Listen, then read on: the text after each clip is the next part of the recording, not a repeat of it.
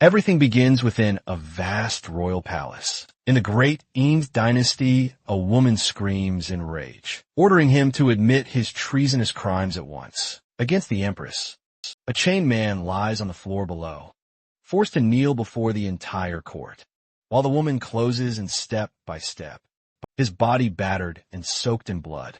This kneeling man is our main lead. He had already lived an eternity here, and in the end, the people he trusted most turned on him. Standing before him is the powerhouse woman he adopted as his daughter, a child he took from an orphanage long ago. He raised her and sacrificed everything to lift her to the throne as empress over the entire empire. And that same woman slipped spirit-sealing poison into his drink last night to lock away his power, so she could put him to death for a crime he never committed. As his life faded, Asuma asked her only one thing: why? Yet she gave him no answer at all. Instead, she calmly drew her blade, ready to finish him as the steel flashed cold, aimed straight at his heart. He could only sigh, remembering it was he who found that rosary sword for her. But never once did he believe that very blade would ever be turned on him. The empress hesitated for a moment, his words pulling her back to childhood memories, when she was frail and powerless, and he always risked his life to protect her, to keep her safe, when she could not defend herself. Thinking back on it, a small guilt stirred in her chest, but it still could not change her resolve. So she readied the execution, right before everyone here. Yet, as a final mercy, she promised that once he was gone, she would lay him in the imperial mausoleum and honor him with yearly offerings. Hearing how calmly she said it all, Sumo wondered when that gentle little girl became such a cold ruler. Before he could finish the thought, she struck him down, delivering the fatal blow that ended his life. The onlookers were so stunned by the scene, they could not even hold their expressions, and all of them shut their eyes. But Sumo, in his last seconds, asked himself where it all went wrong. Yet somehow he still felt calm inside, because he now knew what to do next time. He opened his eyes since that backstabbing. Big Melon's B-word never understood that he was no ordinary man. He held the scripture of reincarnation. With that, Sumo opened his eyes again, in a completely different place. As he looked around, he realized he was inside a carriage. It made no sense until then. Memories from his past life came rushing back into his mind, and he understood what happened. It turns out this was not his first rodeo. He first came from another world, into this world of a novel, after dying in an accident, and he was assigned the role of villain. So to escape that doomed fate, he seized every chance, meant for the male lead of this story, and he even took in the heroine Liruaxiu, training her and treating her like his daughter, until he placed her on the throne as emperor. But after all he did, he was betrayed anyway, by the very woman he gave everything to, and executed before the entire court. Labeled a traitor, but not this time. This time Sumo made his choice. He would not repeat the failures of last life. He was ready to rip fate apart and restart. Right then he heard someone call to him, asking what orders he had.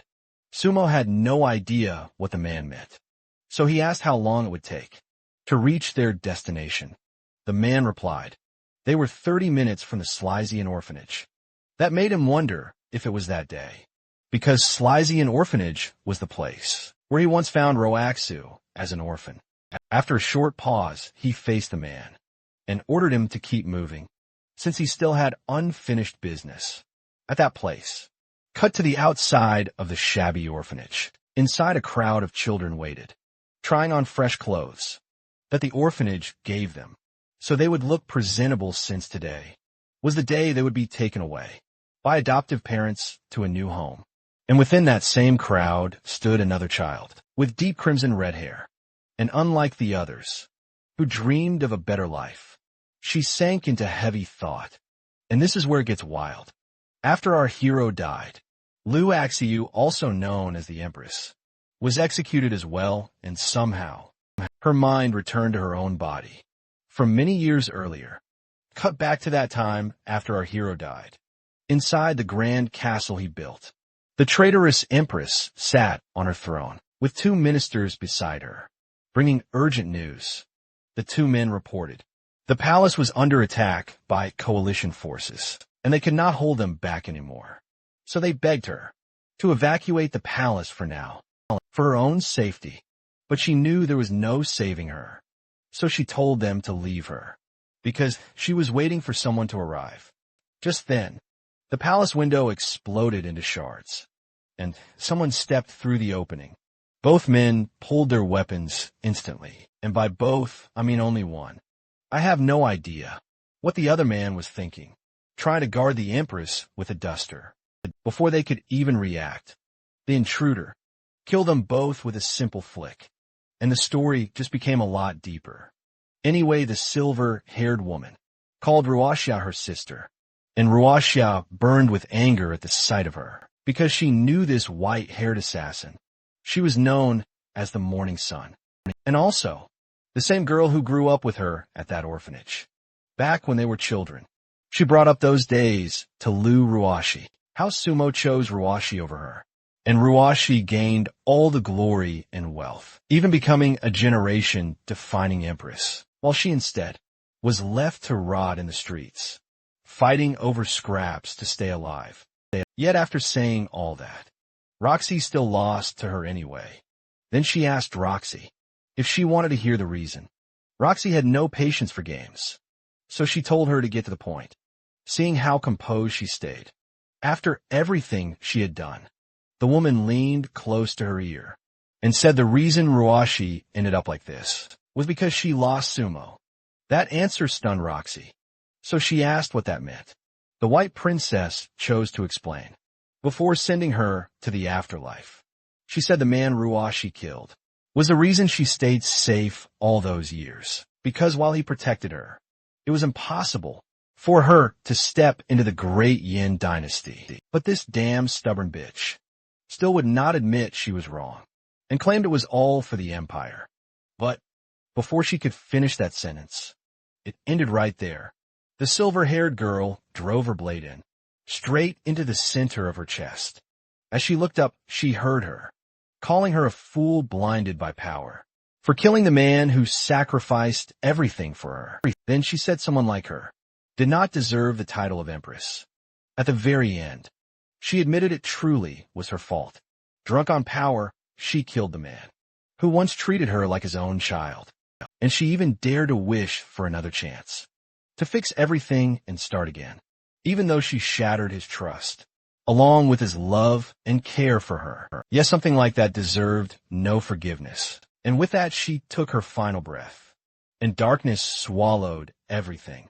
Cut to the present, and the girl was panicking, replaying those memories and realizing how wrong she was. Seeing her gasp for air, another child walked over to check if she was all right.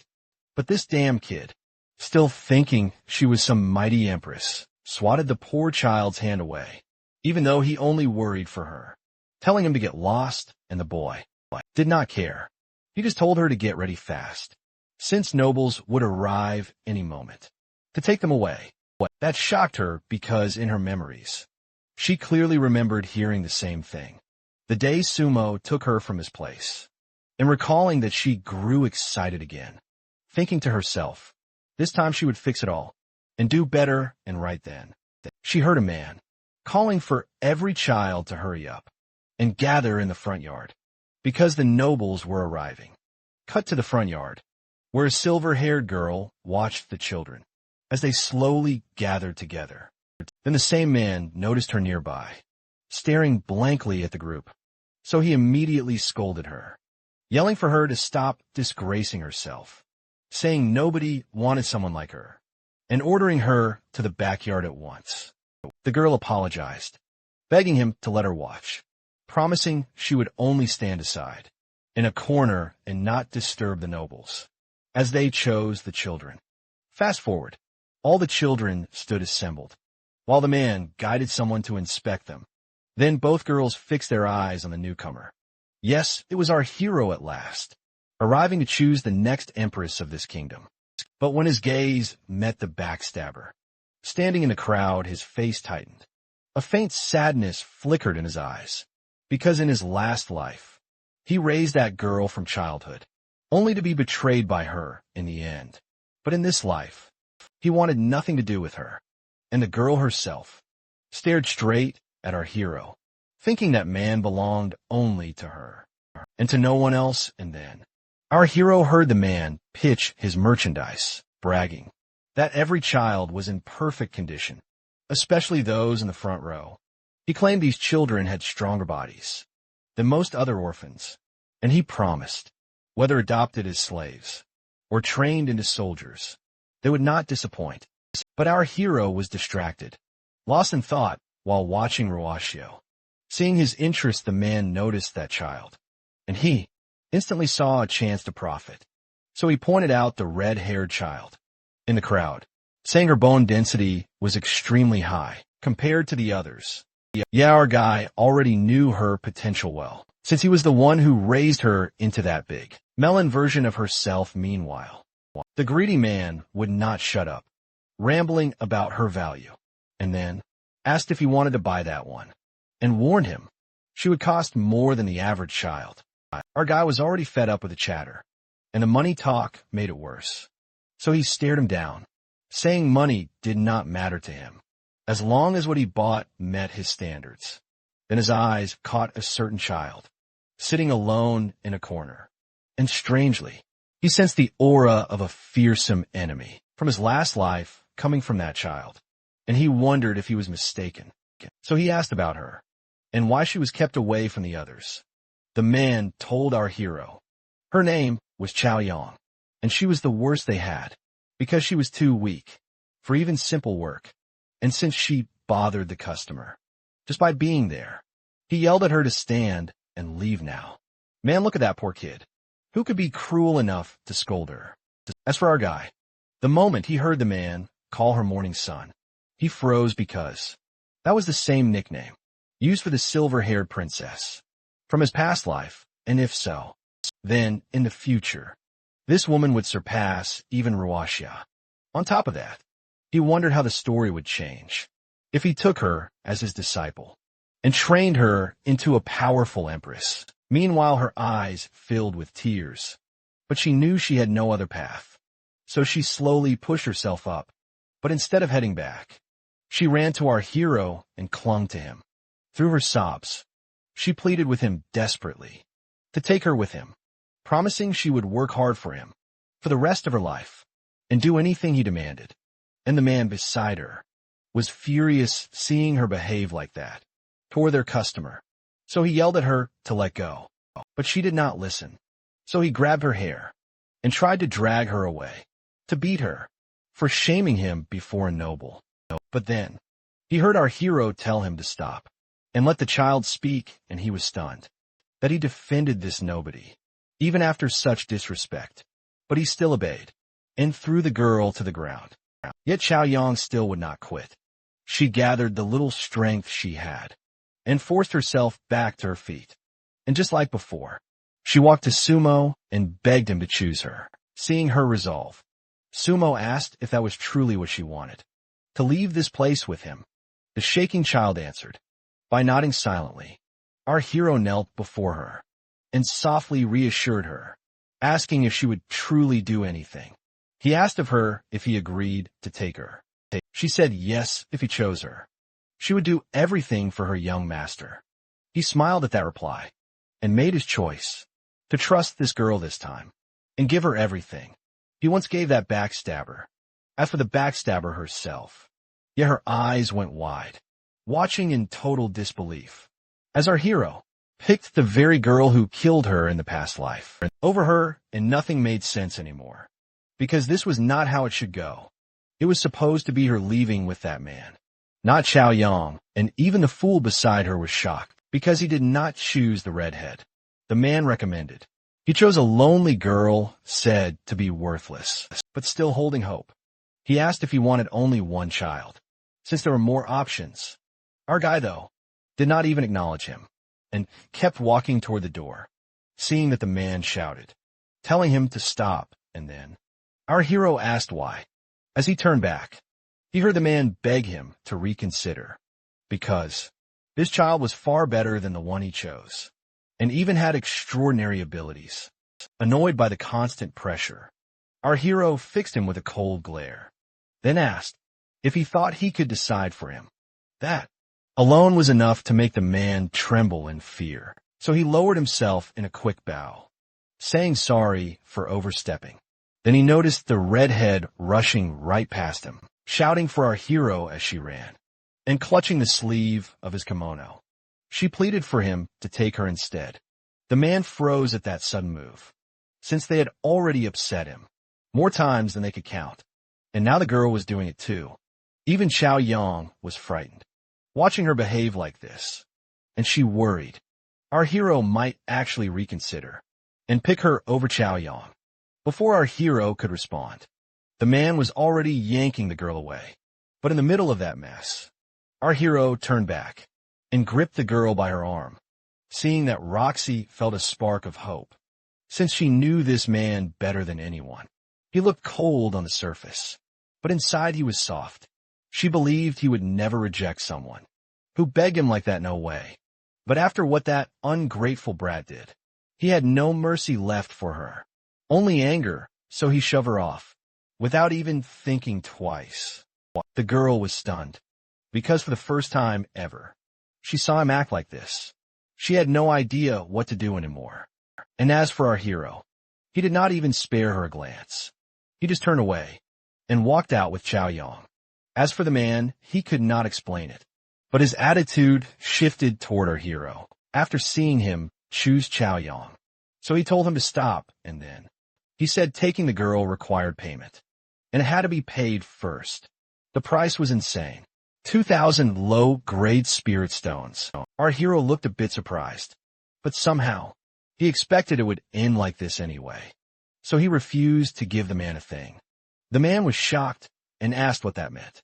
Without holding back, our hero asked what he would do if he still refused to pay. After hearing that, the man signaled, and 2 bargain ninjas appeared instantly, blades already drawn, going straight for our hero's head. Seeing how bold he was, targeting a noble like him, our hero only smirked and gave his own signal. Next panel, both ninjas were skewered by the carriage driver, who dropped the 2 idiots fast. Then he casually tossed their limp bodies right at the man's feet. Realizing he was finished, he screamed for more guards to kill our hero, because if he left alive, all of them would be executed. Then he used the opening to run, so he could report this to others. Seeing that our hero signaled Mr. Wong to handle the thugs, the man moved in a blur, appearing behind them and stunning everyone before they could even turn. Mr. Wong had already ended it. After that, only the fool remained, begging our hero to spare him.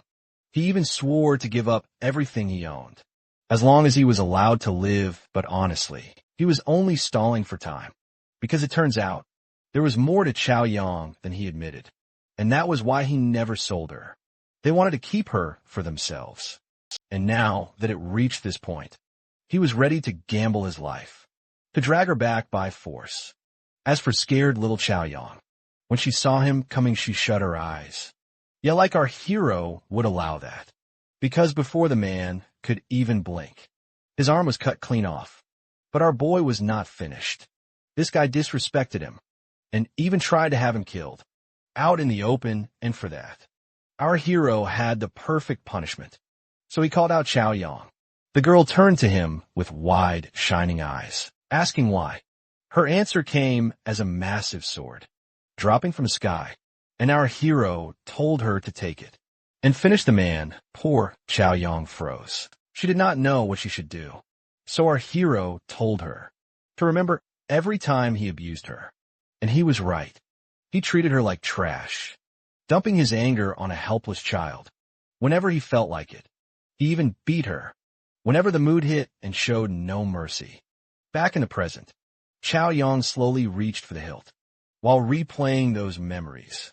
And our hero kept pressing her to remember what he had done, not only to her, but to the other kids too. Even working with rich nobles to traffic children. Yeah, that was enough. So she lifted the blade to end him. As for the pathetic man in front of her, Instead of begging for mercy, he started yelling at the girl, saying if not for him, she would be dead already. But Xiaoyang was past listening. His words no longer mattered to her. So he threatened her, warning she would regret it if she went through with it. Before he could even finish, our girl had already struck, starting with his legs, to put him in his place. The man realized she was serious, so he dropped back into his pathetic groveling, begging her to spare him. Next panel, another slash, and his screams filled the whole place. But that was only the start, because our girl was furious. So instead of a quick end, she hacked at him over and over, driving non-stop strikes with the blade. And just like that it ended. So our hero signaled her to stop, since the man was already dead. With those bright puppy eyes, she looked back at our boy, showing respect and asking if she did well. He said yes, and with that done, our hero took her hand and led her out, telling her, as long as she stayed with him, no one would dare bully her. But Mr. Wong worried about the other kids, so he asked what should be done for them. Our hero told him to send someone back later, with some money for them, so they could find a way to survive on their own. As for the redhead, she kept screaming for our hero to stop, but he ignored her. So she decided to flee right away and search for a way to raise her cultivation. Otherwise, she would never survive in this world. Cut to our hero back in his carriage, asking little Xiaoyang if she was hungry. She said no, but her stomach disagreed, because it growled the moment she said it. Once she cannot hide it, she blushed and told our hero she would not mind eating a little. Yeah, a little. Our hero was a doting father. No way he would let her stop at a little. So he tapped the table, and a pile of tasty treats appeared right in front of her. When she froze, he told her to start eating, and she obeyed, but like I said, he worried she might choke. So he told her to slow down, reminding her it was all for her, so it was not going anywhere. But even while caring for the child, his recent life experiences had carved deep scars in his heart, and that is why he refused to repeat old mistakes.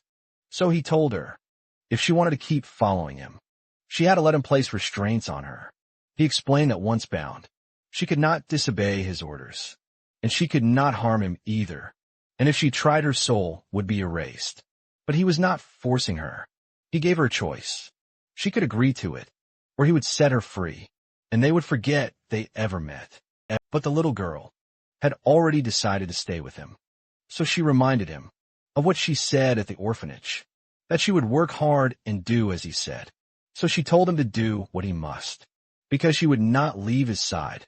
Our hero was satisfied with that answer, so he rested a hand on her head and told her to relax, while he performed the ritual, and in seconds it was done. Her soul was bound to him forever. Once that was settled, he told her to try punching him. Xiaoyang was surprised, but he reassured her she was far too weak to hurt him, so she got ready to do it. But a sharp pain hit her chest the moment she even thought of harming him.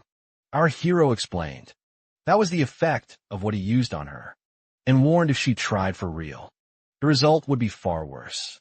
Right then he heard Mr. Wang's voice, saying they had arrived at the mansion. After stepping out, he told Mr. Wang to prepare a room for her and have someone help her bathe. Then he left to handle something else. Once he was gone, Mr. Wang helped her out of the carriage, and then they entered the huge mansion, and the sight left her speechless. She had never seen a place this big, or so many servants in her life. Soon they reached a room Mr. Wang picked for her, and she did not know what to say. After seeing how large it was beyond anything she imagined. Overwhelmed by it all, she ran out, thinking someone like her did not deserve a place like this. Seeing that Mr. Wang told her to stop and asked why she ran. She said she felt uneasy staying in such a grand room, since she was only an orphan nobody, and asked if it was better to sleep in the horse shed instead, or anywhere that fit someone like her. Mr. Wang chuckled at that and reminded her their master chose her personally, meaning she was not an orphan anymore, but someone special, so they could never let her live in a horse shed. Then he started to leave, saying a maid would come soon to help her bathe and change, and he would have the chef prepare something nice. Seeing how kindly she was treated, Chow Yong could not understand what she did to deserve it, and more than that, she wondered how to repay him for everything he did. Cut back to our hero, moving through a marketplace, thinking to himself that he might be too late. Turns out he was hunting something important, tied to the novel plot, which was an item he got last time, to avoid becoming a villain. Cut to another corner of the market, where someone was seen, arguing over a jade pendant price with a shopkeeper, but the greedy man would not budge unless he got at least 50 spirit stones. So with no choice, the kid with the goofy haircut offered 30 spirit stones for it, which made the shopkeeper thrilled because he claimed it was not worth anywhere near that. Just as he was about to close the deal, a voice spoke from behind, offering 100 spirit stones for the pendant. The man was stunned, so he turned to see who said it. And who else could it be? Only our boy would flex like that. And before the man could answer, our hero tossed a thick gem on the counter. But the shopkeeper was a schemer, so he tried his luck. After seeing how badly our boy wanted it, he spun a story, claiming it was a family heirloom. But our hero did not buy the obvious lie, so he pointed out that moments ago, the man was ready to sell that heirloom for 50 spirit stones. The fool understood. This guy was not easy to trick, so he rushed to sell it before our boy changed his mind. The kid, though, was not happy about that, but our hero did not care either way. So he snatched the pendant from the fat man's hand and left, thinking to himself, he got there just in time. And turns out, that goofy-haired kid was actually the story protagonist. He was an orphan born with a rare, spirit-seeking physique, and with that power, he found the pendant, and that let him start the road to immortal cultivation. Basically, that pendant kept this guy under control and kept our boy's head on his shoulders, because if it ended up with him, our hero would be done. After our boy left, the kid dropped to the ground, thinking the aura in that jade pendant was unlike anything he had seen, and he swore our hero would pay one day for stealing that chance from him. Right then, he saw a bright beam shooting into the sky. At first, he thought it meant a spirit beast was being born, but then he realized it was something else. So he rushed toward the source to see what caused that light. Cut to our hero in the middle of it, using his power on the pendant to uncover whatever secret it held. Once he finished his little ritual, two lights burst from inside. One turned into a scroll, and the other became a golden disc. Our hero tucked both into his kimono. Turns out, they were the Cloud Spirit Book and the Cloud Spirit Key used to find and enter the Cloud Spirit Realm, which could lead to heaven, a place left by ancient immortals, said to hold countless chances and treasures from the old days. And by the stories, that disc was the key to the hidden world of Cloud Spirit. And in this life, our hero planned to use it himself, instead of depending on anyone. Later, he returned to his mansion, where Mr. Wong greeted him.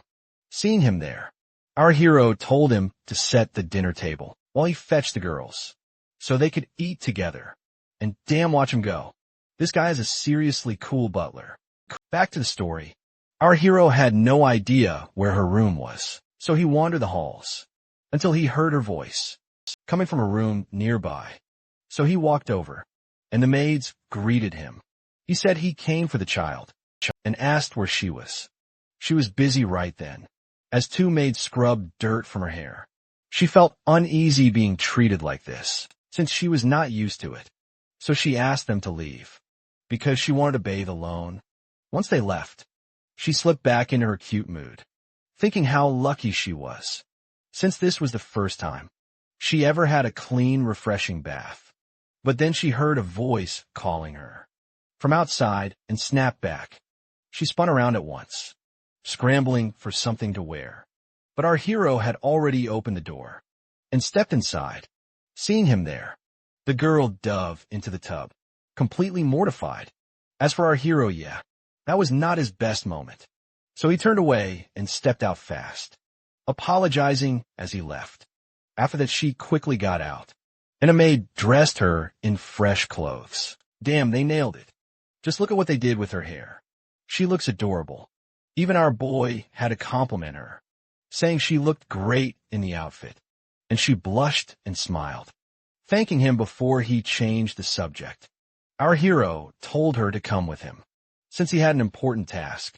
After they finished eating, they headed outside that wing, and were greeted by a pretty servant girl, who said the food was ready. So he opened the door, and there they were. Even more servants waiting. Do we really need this many? It feels like overkill, but our beautiful Chow Young was locked onto what was behind them, a full banquet ready to be destroyed. And to make it better, our hero told her everything on the table was for her, and told her to start eating. This time she did not hesitate. She grabbed a steamed bun, and a chicken leg too, then went to work on everything. In front of her, even the servants stared, watching this tiny girl eat at that speed. But she was not done. She lifted a whole bowl of soup, and gulped it down in one go. You know what? Now I get how she stayed so healthy, with an appetite like that in her past life. No wonder she grew up, strong and incredibly well-built. Once she finished, the table was completely empty, and she tried to explain herself, saying she did not know what happened, since she usually did not eat that much. But our hero knew that was nonsense. He had seen her future self up close, so he knew what it took to keep that kind of physique. So he told a servant to order the cook to make 3 meals a day for her, starting now, after handling that he got ready to leave, telling her to come along, since it was time to work. After a while, they arrived in another room where our hero pulled out the scroll from the pendant and placed it in her hands, telling her it was for her. She had no idea what it was, but our hero was not in the mood to explain, so he only told her to study what was written inside and try practicing it on her own. And he left the room, cutting back to the market, where the fat shop owner was smashing pendants, thinking to himself whether they might be hiding something valuable inside. Otherwise, why would anyone pay that much for a necklace? But no matter how many he broke apart, the outcome never changed. His yelling even drew the attention of a passerby, who walked over, and it turned out this person was searching for something specific. And when asked what it was, he pulled a scroll from his kimono, showing an image of the same pendant the man had sold to our hero earlier. Cut back to our hero, who was currently training little Chow Yong in the path of immortal cultivation. It turned out the girl had astonishing talent for cultivation, so much that even our hero was shocked by her potential. But right in the middle of training, a sharp pain surged through Chow Yang's body, and to our hero's horror, the girl suddenly started coughing up blood. This startled our hero, so he quickly caught her in his arms to see what went wrong. Realizing her condition was serious, he summoned a servant at once, ordering him to call Dr. Zhang immediately. Cut to another part of the city, where the goofy-haired protagonist had tracked the source of that strange light, leading him to an abandoned building.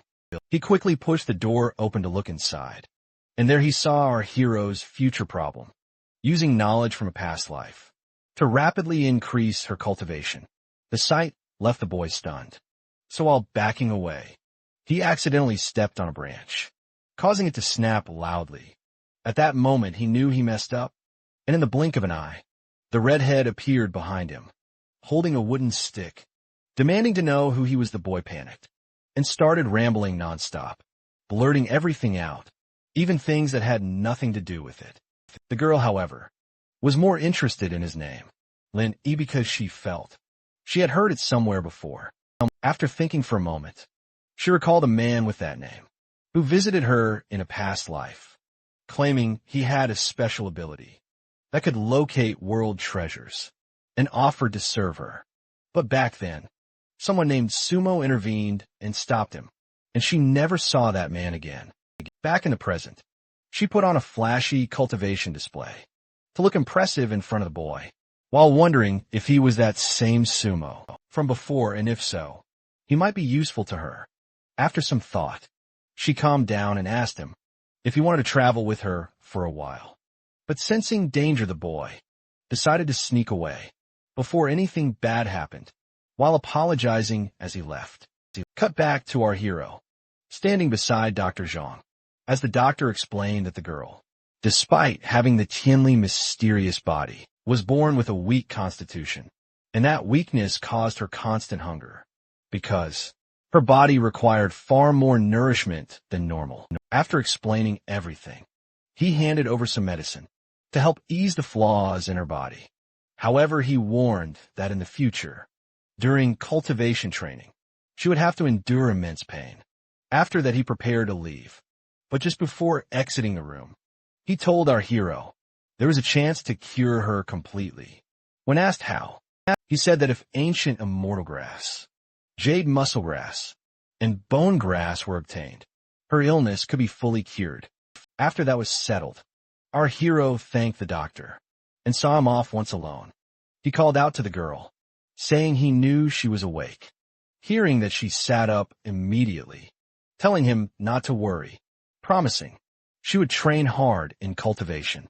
But our hero refused to let her suffer again, reminding her that her body was too fragile for that path, and she would only hurt herself. But she would not listen.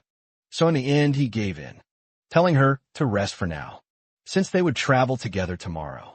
Before leaving, he took out a pouch, explaining it contained pollen that could ease her pain, and handed it to her, telling her to use it whenever discomfort struck. Later that night, Xiao Yang giggled softly, while staring at the gift from our hero. No one knew her thoughts, but she was far too young for romance. Snapping back to focus, she reminded herself not to waste time, and sat up to practice what she learned from the scroll. But just as she began, that familiar pain slowly returned. Cut to the next day, when our hero came to get her, so they could leave, but she was busy, devouring all the food prepared for her, telling him she would finish in a moment. Our hero replied, telling her to eat slowly, so she would not choke herself. After some time, she finished, looking absolutely adorable, with her little belly sticking out. Meanwhile, our hero, acting tough, as always, told her to hold on tight and not let go, no matter what, before she could even ask what he meant. He leaped straight out, with poor Chao Yang clinging to his clothes, screaming as tears streamed down her face. Later, they arrived at the Along Mountains, where our hero revealed the reason he brought her here, to search for ingredients needed to cure her condition. Without looking back at the exhausted girl, who was drained from flying, he told her to prepare herself, since they had no time to waste. But just as they moved, Chao Yang heard a strange sound behind them, and asked what it was. Whatever it was had huge teeth and a foul temper. Tiger, and it did not hesitate at all. It was hungry and charged at them, leaping straight in. Seeing this, Chao Yang shoved our hero aside, saving him from a beast. But for herself, there was no time left to dodge, as massive claws flew toward her. She shut her eyes and accepted her fate. When she opened them again, our hero had already dealt with the beast, leaving only a pile of bones behind. After that, he tossed the skeleton aside, and within moments, flesh began to regenerate on the bones. Right before her eyes, the beast returned to its previous form. Chao Yang was thrilled, watching our hero do that, and asked how he did it. He explained it was the power of his reincarnation scripture. After that, he noticed blood amber flowers nearby, and used his power to single out the most valuable one. Then, he told Chao Yang to prepare to leave, explaining they would stay the night in a nearby cave. The excited girl grabbed the beast's tail happily, dragging it along with them, planning to make it dinner. A few hours later, the beast was roasted on a spit, thanks to Chao Yang's hard work, and driven by hunger like a little gremlin. She went for the first bite, but before her teeth sank in, our hero warned her to stay alert. The drooling girl dropped the meat from her hand, thinking they were under attack. Looking outside the cave, She spotted figures gathering nearby. So she asked our hero if he knew who they were. Even he was unsure, but from their clothing, they seemed to belong to another sect, which was strange for this place, since the mountain was extremely dangerous, especially at night. It made no sense for anyone to gather here now. As for Chaoyang, she was not as innocent as expected, since she immediately connected the dots, thinking they were likely couples, seeking privacy under moonlight.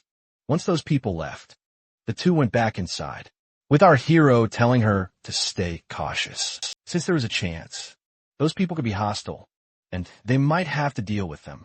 Cut to another part of the mountain, where Ruoxia hid behind a tree, watching people move around nervously. But she was not alone. The goofy-haired boy was with her, pointing toward a nearby clearing, where signs of battle were visible.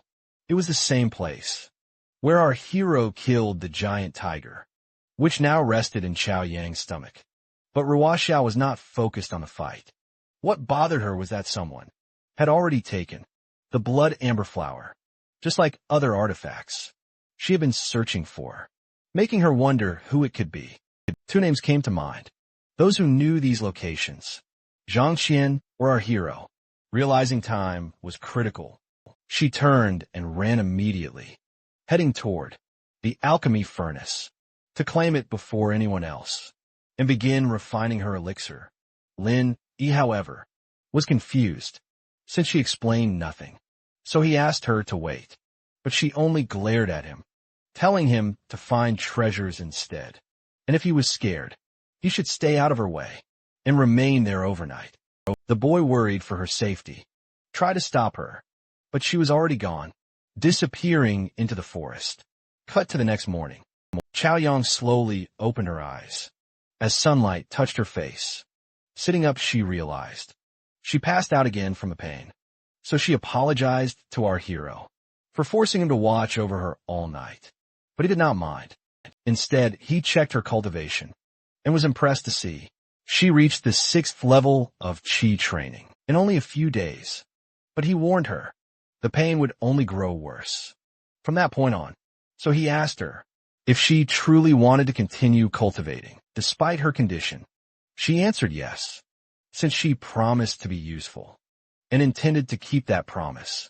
Hearing this, our hero prepared to move on, and before leaving the cave, he handed her another vial of medicine. Chaoyang asked what it was.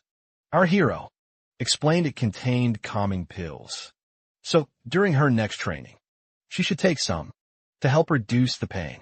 Seeing her zoning out, he told her to hurry up, or she would be left behind. Cut to another part of the forest, where a massive python watched from atop a tree branch, directly above our pair. As they moved toward their next goal, Chaoyang asked about the furnace they were seeking, and whether it was truly special. Our hero said yes, explaining its quality far surpassed ordinary alchemy furnaces, but he also warned her that reaching it would be dangerous, since it was guarded by a jade-horned snake.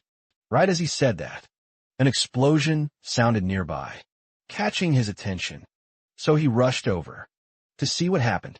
What he saw shocked him, because the story protagonist was fighting the jade-horned snake, which made no sense, since according to the plot, the boy should not be here yet. Back in the fight, the snake landed a heavy blow, sending the boy crashing down. As he stood up, he glanced at a cave entrance, wondering why they had not arrived yet. The snake lunged again, with jaws wide open to swallow him whole. With no choice left, the boy resolved to finish it now. He grabbed his blade and leapt toward the serpent's head. But the beast was smarter. It deliberately exposed an opening, only to counterattack, smacking him away with its tail. The impact was massive, sending him flying through trees, before slamming into the ground. Despite the heavy blow, he somehow survived, but the snake moved in to finish him. Just as it was about to bite down, our hero appeared between them, saving the boy at the last moment. The creature was startled by the arrival of another human, and sensed he was far more dangerous than the boy, so it prepared to fight seriously. Witnessing it use spiritual power, the boy was terrified, since monsters capable of that were extremely rare and deadly. The next moment, a massive blast erupted across the battlefield, covering the entire area.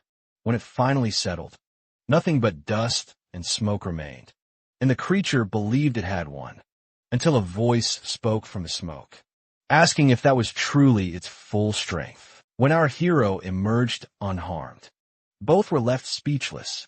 Our hero was done holding back and prepared to show what a real monster looked like. Realizing it stood no chance, the creature turned to flee, but it failed to notice that Xiaoyang was already positioned for this exact moment. When she got the signal, she activated her ability, forming a massive wall ahead of the beast, blocking its escape. But her strength was insufficient, and the creature countered, launching its scales at the wall, shattering it instantly. With no defense left, Xiaoyang took the full impact of the attack head-on. The creature then lunged for its next meal, charging straight at the girl. Just before it reached her, a massive hand appeared from nowhere, slamming it down and pinning it in place. This was one of our hero's techniques, and it did more than restrain. It also acted as a bomb, exploding and tearing the beast apart, scattering pieces everywhere. In moments, it was over.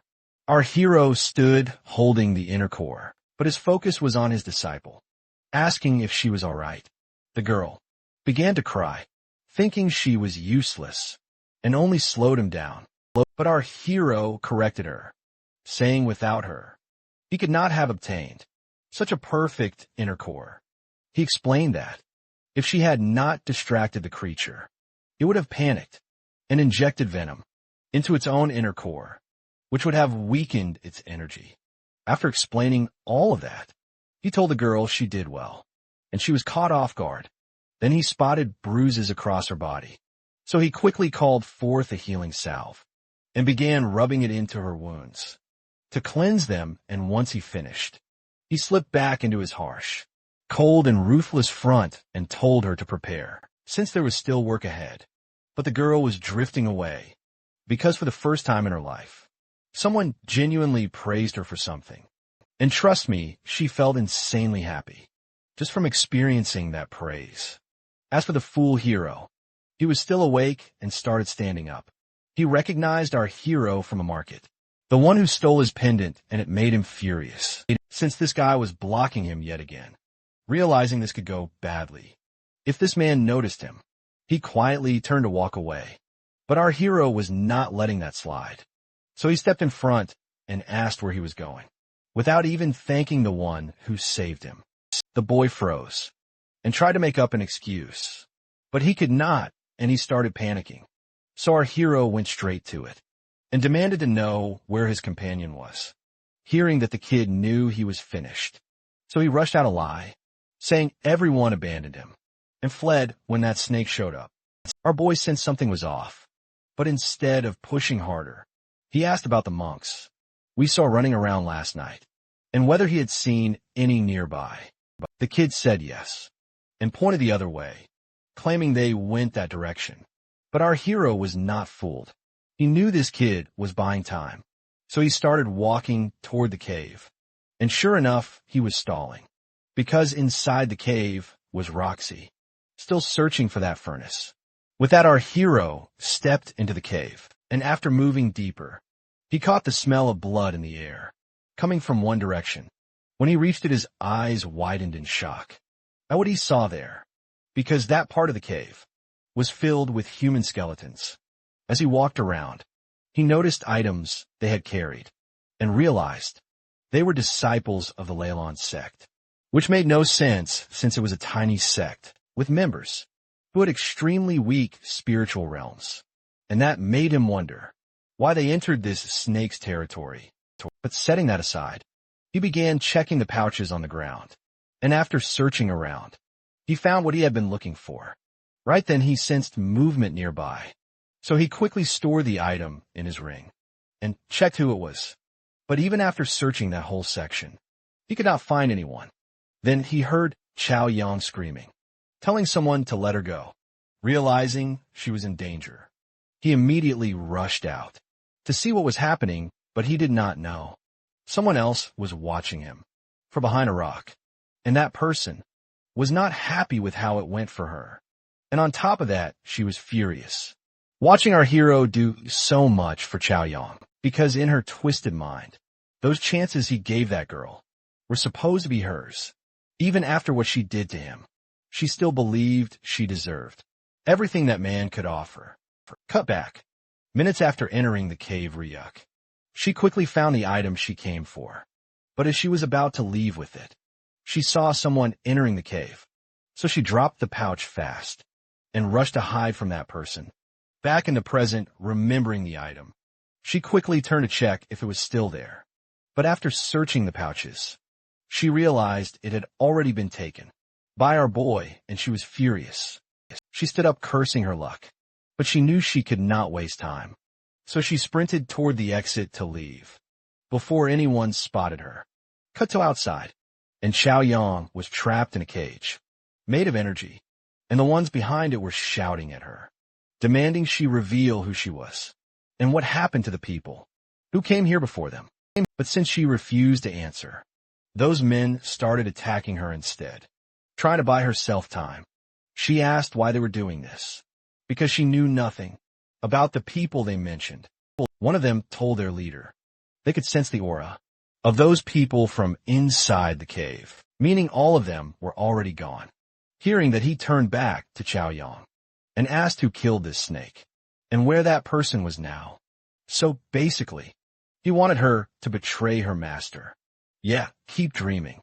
Furious, he grabbed her by the neck and lifted her into the air, demanding she tell him everything, or he threatened to kill her. But then he looked closer at her face and suddenly changed his mind. He did not even care she was a child.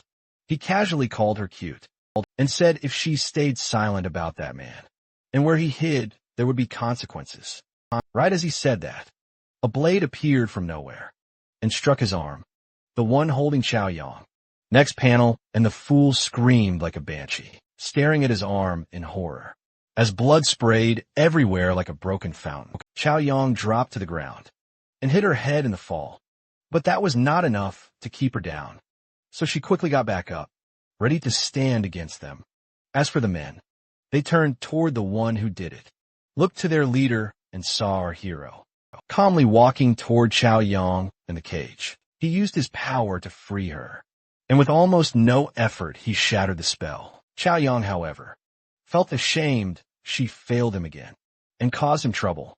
By then, the fools had already charged at them in those strange poses as they rushed in. Our hero chose to give Chao Yang another chance to fix her mistake, and he pulled out talismans, telling her he would leave these men to her. Hearing that, she got ready to beat them down. But our hero knew she was still too weak for so many cultivators. So he tossed the talismans at those men. And these were no ordinary talismans. They had the power to seal a cultivator's spiritual energy. And before they understood, they lost all their power. As for Chao Yang, she was eager for what came next, for the men who bullied her moments ago, but our hero told her to leave one alive for questioning, and she agreed, as long as she could go wild on the rest. With that, she leaped into the air with her spear and spun it like a helicopter. Next panel, bam. Heads rolled across the ground. I know this world is dangerous, but I'm starting to think our Chad might be a bad influence on her. I mean, look at that expression while she slaughters her enemies. Back to it, she followed his instruction and kept one of them alive. And it was the same guy who praised her beauty just a moment ago, even though she still wanted more fun. She assured our hero she would keep him alive, but she never said she would treat the bastard gently. Next chapter, and she dragged the man back to our hero for questioning like he was a bag of trash. Then she threw him at our boy's feet. Oh man, what did she do to this guy? The poor dude is completely out cold after the beating she gave him. Like I said earlier, our boy might be rubbing off on her because she even looted the men she took down. Or maybe it's just her.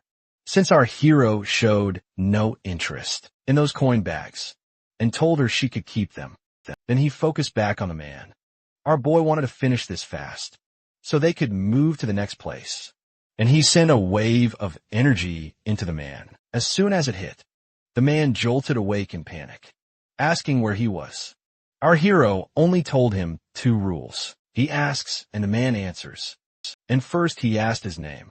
Seeing our boy, the panicking man recalled what happened and asked who he was and why he attacked his fellow disciples. Apparently, that was not what our hero asked. So he looked to Chao Yang, signaling her to make him talk. Chao Yang was eager for this, so she summoned her spear, and this time, she planned to cut off something this man valued most, hoping that would make the pig squeal. But just her glare was enough to make him spill everything. He told our hero his name was Yuji, and he was a true transmission disciple of the Thunder Mist sect. Then our hero asked about it and why they came to Jade Dragon Mountain. The man said they were hunting the legendary Cloud Spirit Realm, and it shocked our hero so much he grabbed him by the collar and demanded, "Who told them about the Cloud Spirit Realm?" Terrified, he said the info came from an elder of the Green Vine sect. And when our hero asked how that elder learned about it, the man had no answer. Annoyed, our hero threw the fool aside, but the man knew what came next. So he scrambled up and begged our hero to spare him. Yeah, that was not happening. He put his hands on his disciple, so there was no way he left here alive. Even so, he still thanked him for the valuable information before turning his body into ashes. As for Chao Yang, she is starting to scare me now. She did not even flinch, watching a man burn to death right in front of her eyes while she stared him down. Our hero tapped her shoulder and told her they had to leave now. Then master and disciple prepared to head for their next destination. But they did not know. Someone in the shadows watched it all, from start to finish. And after they left, a hand appeared atop a tree, releasing someone it held. And that was the foolish hero, who hid like a coward when those men showed up and took Chao Yang hostage. But he was not alone. Ruaxia was with him, and she questioned him about this Cloud Spirit Realm our hero mentioned. And since the kid knew nothing, she grew more frustrated and punched the rock beside her, leaving a crater in it. That even scared the hero.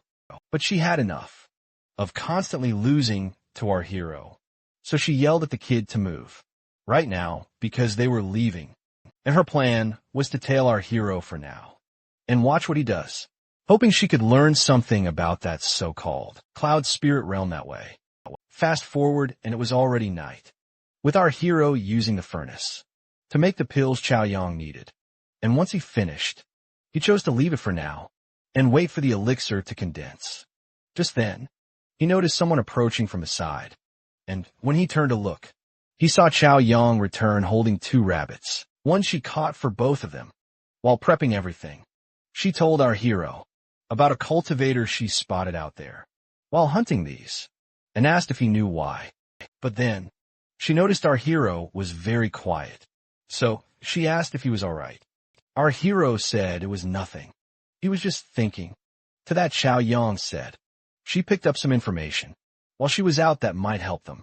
For what she heard, disciples from all 3 sects were heading toward the secret realm. Not only that, even the leaders of those sects were said to arrive at Jade Dragon Mountain soon. So she suspected something big was coming. That surprised our hero, and he could not help wondering what could matter so much that even the leaders themselves were getting involved. Xiao Yang explained. For what she gathered so far, an elder from the Green Vine sect was searching for a special jade pendant, but when he reached the place, the pendant had already been taken. So after he reported that, the other sects began to act. After hearing it all, our hero started connecting the dots and realized that by going there himself and taking the opportunity that originally belonged to the forest sect, he unknowingly triggered a chain reaction.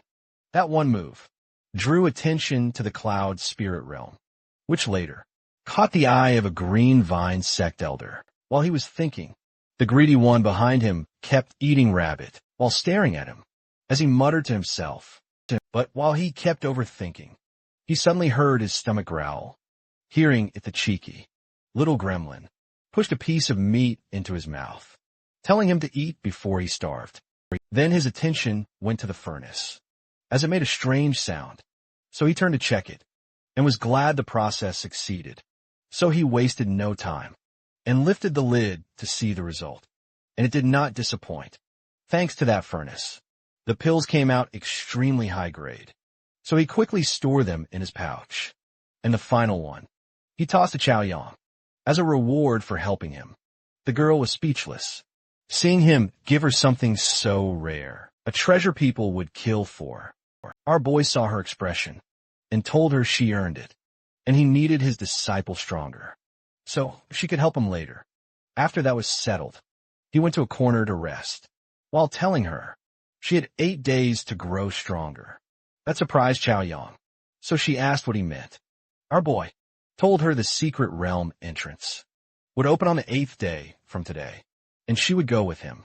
Hearing he was counting on her, she quickly sat in a corner and started channeling her spiritual energy to raise her cultivation. But in the middle of it, her stomach suddenly growled. Embarrassed, she looked at our hero, wondering if he heard it, and seeing he was asleep, she ran to the meat by the fire and started devouring it to fill her stomach. As for our boy, he smiled to himself, seeing how hopelessly gluttonous she was. The story jumps ahead, and it was already the 8th day, and somehow the 3 sect leaders and their small army found the gate location before our hero and were preparing to enter. Then the one with the sharp mustache asked the old man if this was truly the gate he meant, and the old man confirmed it. The second man praised him for great work, leading them all here, so he thanked them for the praise. And with their army securing the gate, the 3 men planned to keep it all for themselves. And with their combined forces, they believed no one could stand in their way now. As for the treasures inside that realm, according to those 3 fools, they now belong to the 3 sects. Cut back to the cave, and Chaoyang slowly opened her eyes, as pain ran through her whole body.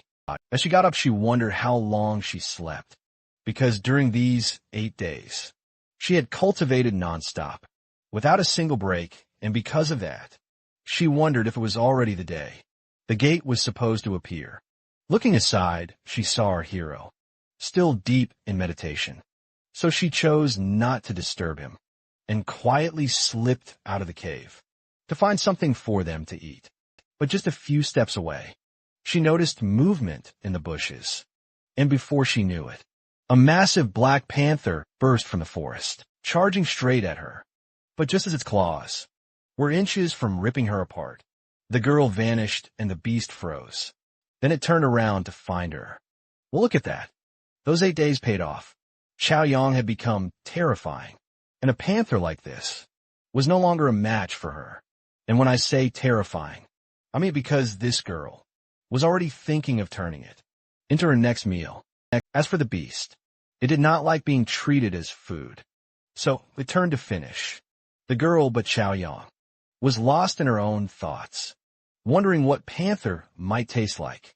Next panel, a massive palm appeared between them and slammed the creature head on, sending it flying into a tree. And that was it. The beast was finished, and as for the small one, she was satisfied with the warm-up, so she decided to call it a day. Fast forward, and she was chewing on the giant cat, and it turns out panther tastes great. In the middle of that, she looked at our hero and saw he was still cultivating, so she walked to him, wondering how long he would take to finish, because at this pace, they might miss the secret realm opening.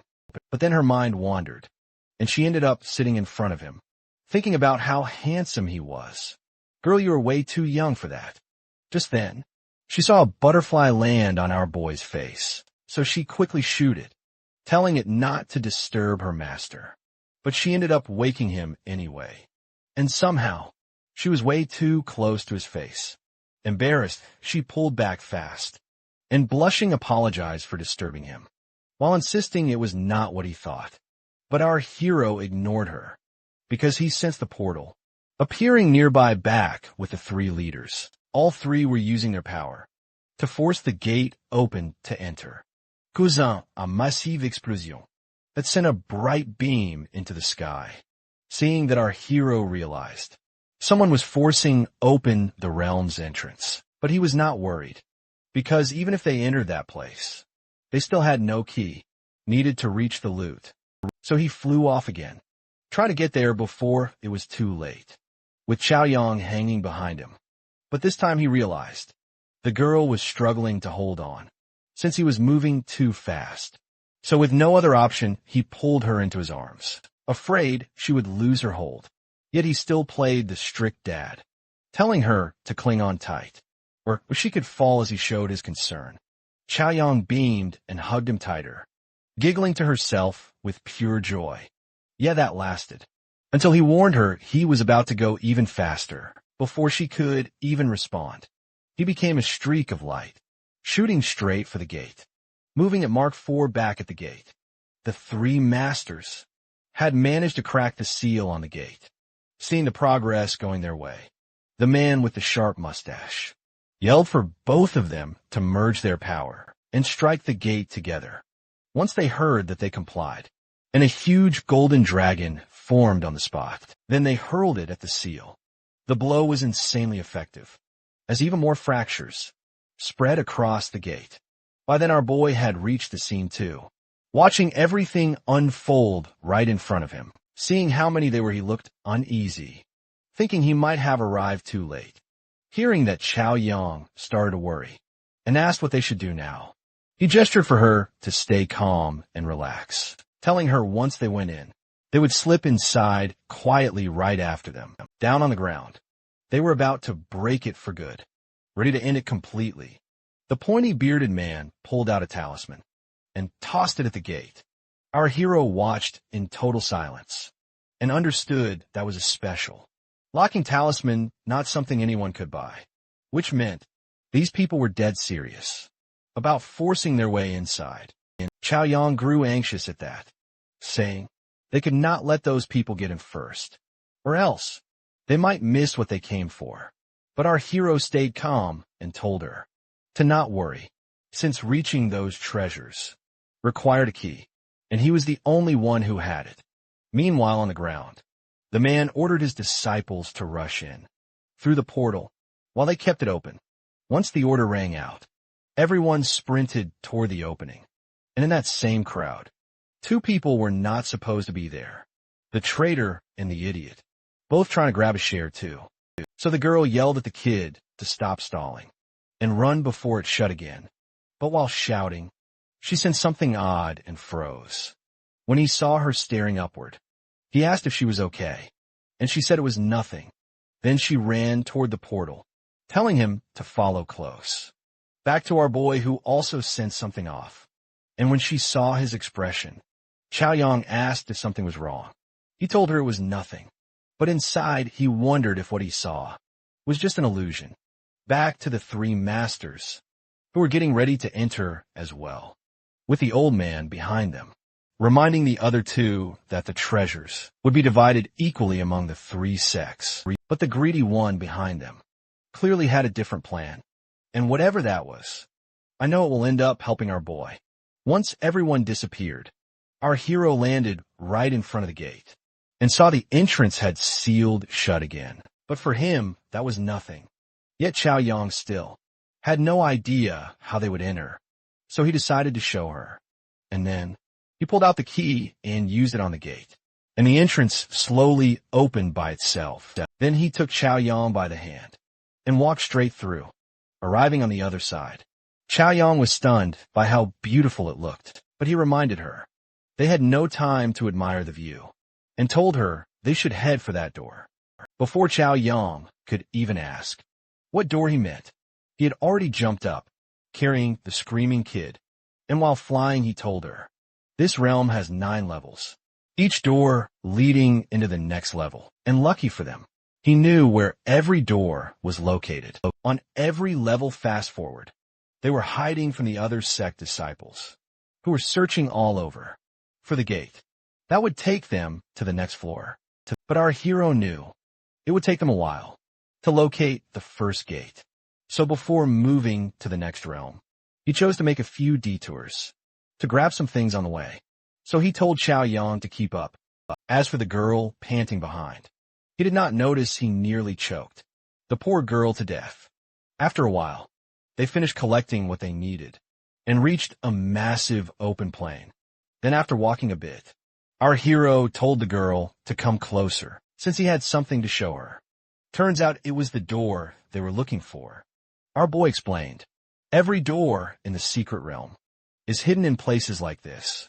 He noticed the girl was not listening at all, and when he asked what she was thinking, she replied by saying, "Why would anyone put a door in a creepy place like this?" Then she added, "Whoever built this cloud spirit realm must be a strange person, yeah." But the catch was, that strange person was standing right in front of her, and he did not like that remark. And it got worse because she kept going, saying he must be gloomy, with way too much free time to come up with ideas that dumb. Yeah, that did it. Our hero snapped and flicked her forehead, telling her to stop talking nonsense. Then he turned away and told her to quit wasting time and follow him through as they crossed over. Xiao Yang saw a totally different scene, because somehow this part of the realm was a desert, with sand reaching as far as she could see. Right then a fierce gust blasted in, throwing sand into her eyes and nearly swept her away. So our hero grabbed her hand fast, but he knew this wind was not normal. So he seized her arm right away and jumped back. Sure enough, a huge centipede-like beast erupted from the exact spot they had stood on. But this thing was not for our hero. It was meant for Xiao Yang. So he told her to brace herself, because this was her chance to grow stronger. By then, the massive beast had already charged at them. But before it could strike, two giant hands appeared. Smacking it aside, it was our girl. And she was not finished yet. She immediately set up another attack. Cut to the first realm, and Lin Yu pointed into the distance, telling Roxyu he could faintly sense a treasure over there. But since he was unsure, the girl got annoyed and smacked the back of his head for wasting her time. Then she ignored him and told him to drop that idea, since she wanted something far more important that she knew was nearby. That startled the kid, so he asked how she could be so sure. She did not know how to explain that her master once told her about that item, the same master she killed with her own hands. And damn, I do not know how much time passed here, but she has grown a lot anyway. Thinking of him made her furious, because she believed that, while she wandered around with no direction, that man was likely somewhere out there, spending time with that Xiao Yang. Tears and all, but I am not changing my mind. She has this coming. Lin Yu started worrying about her, since she kept acting like this, and would not say what was bothering her. After a while they reached a spot where that item was meant to be. To her shock, someone had already taken it before her. Cut back to Xiao Yang, who had finally brought down the huge monster and was drained from the fight. Right then, our hero tossed a plant into her hands, telling her to eat it, and it turned out this was the same herb Ryu wanted. And it was no ordinary plant either. It was an immortal herb, and it was not the only prize he grabbed. While traveling toward the gate, he picked up several other items too, but there was no time to go into that. So he told her to eat it quickly, since it would help her the most right now. Back to the first floor, and Ruxu was furious, and in her rage, she smashed the ground into a crater. Looking around, she wondered if our hero had taken it, but that did not add up because she believed they were the first to enter this place. So how could he get there before them?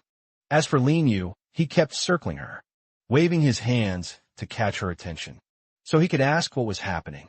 But sadly for him, he might as well have been invisible, because she did not even acknowledge he existed. Then he made the stupidest mistake ever. He poked her cheek. She instantly snapped, asking if he wanted to die. Before he could explain anything, she was already on top of him, hammering his face with punch after punch, while screaming for him to find the door. That led to the next level. Panicking, the kid begged her to stop, swearing he would do what she said, as long as she let him live. Whoa, what is happening? Am I sensing a ship about to launch? Because these two are blushing hard. Back with Chao Yang. She was already fighting another giant monster. And this time, it was a massive scorpion, with a rock-hard shell covering its entire body. As for our hero, he, as usual, stayed on the sidelines, calling out every mistake she made. But Xiao Yang was too busy dodging the non-stop strikes from the beast, and the many weapons it had made it worse. Too, since she could not match its speed. Seeing things spiral out of control, she chose to take a risk and hit it with everything she had, trying to end the fight in one burst. With that in mind, she threw her fist straight at the scorpion's sharp stinger, and the strike worked perfectly, since she shattered its tail into pieces with ease. And once its defense was gone, she drove a punch right into the center of its head. As soon as she got close, she yelled a move called Cloud Spirit Soul Shatter, and the giant beast was slammed into the ground as a huge blast shook the entire area. Turns out the gamble paid off. She had drained all her spiritual energy in that strike, but she still took the monster down. Yet instead of praising her, the idiot behind her told her it was reckless, and of course, that ticked her off, because rather than saying she did well, he pointed out something she already knew, and her bleeding hand was not helping either. Alright, that is it for today, everyone. Hope you enjoyed the recap. If you did, hit the like button. And if you want to see what comes next, tap subscribe, and until next time, take care.